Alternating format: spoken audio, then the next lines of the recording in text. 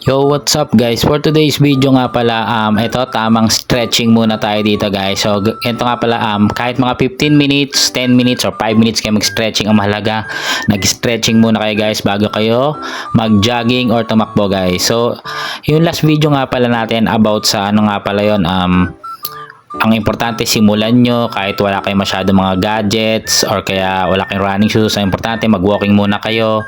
Importante simulan nyo. So for today's video guys, todo forma nga pala tayo dito, jogging era starter pack guys. Yan, kompleto tayo sa mga sa running shoes, sa medyas, sa dry fit shirt, sa dry fit short. So yan, pati nag-smartwatch na rin tayo guys. Pero inunti-unti ko nga lang pala yan guys.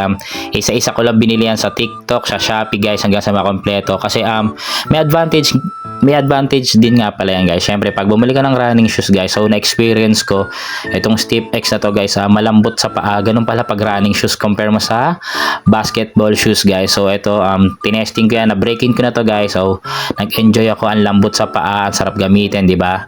Tapos syempre kung naka-dry fit shirt ka, malamig sa pangibabaw, tapos magaan lang sa short. Ganun din yung dry fit short na to, may kasama na siyang cycling.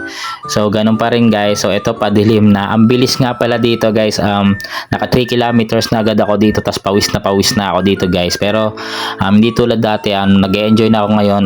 Di na ako ganun ka daling hingalin. Pero sa video na to, di ba, hingal na, pawis na tayo dito guys. Tapos feeling ko naglolo ko na yung Strava, pero hindi, tuloy lang tayo dito guys. So yun nga pala yun, chinecheck ko yung heartbeat or yung kilometers dyan sa may smartwatch natin. Tapos naka-Strava tayo sa cellphone, ganon guys. So tinuturuan nila ako ng mga friend ko about sa heartbeat.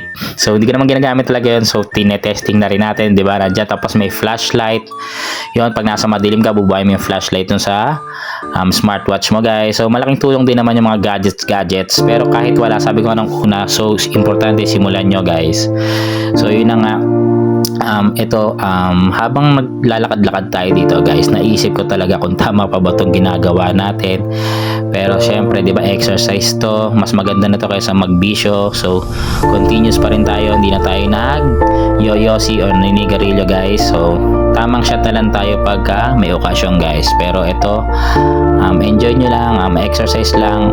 Tapos ito, i-beat nyo yung bawat ano nyo, nakaka 11 kilometers na tayo. Tapos ito, 1 hour and 30 minutes. So ganun lang yun, nasanay na yung katawan natin guys. So ayun lang, enjoy nyo lang yung jogging era nyo or yung exercise. Huwag nyo isipin sasabihin na ibang tao, basta kayo masaya kayo, di ba? O di ba, ang sinashot ko na ngayon, tubig na lang guys. Hindi na tayo masyado nagiinom, pero depende pag may birthday or kaya may bisita, pwede naman guys. Pero chill na lang, tamang ano lang tayo dyan, beer pilsen, pwede rin gin, bahala na. Basta hanggang dito lang guys. Thank you for watching, bye bye.